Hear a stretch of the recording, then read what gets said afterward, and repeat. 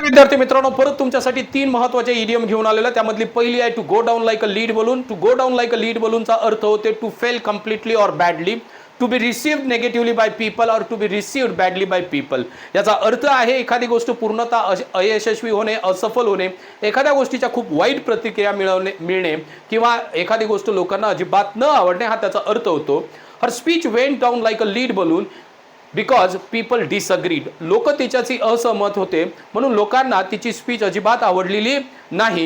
He joke went down like a lead balloon, कारण कोणालाही त्याचा जोक आवडलेला नाही. त्यानंतर नेक्स्ट इडियम जी आहे to give a piece of one's mind. याचा अर्थ होते to rebuke or scold somebody for his behaviour or mistake. एखाद्याला त्याच्या चुकीसाठी खडसावणे किंवा रागावणे म्हणजेच to give a piece of one's mind. I gave a piece of my mind to my student for not attending the lecture. माझं lecture attend केलं नाही म्हणून मी माझ्या विद्यार्थ्यांवरती रागावलो, हा त्याचा अर्थ होते. आणि शेवटची आहे from rags to riches. From rags to रिचेसचा अर्थ होते रंग से राजा किंवा गरिबीतून श्रीमंतीकडे जाणे किंवा फार हालेकीच्या परिस्थितीतून खूप चांगलं यश मिळवणे. He went from rags to riches through his hard work.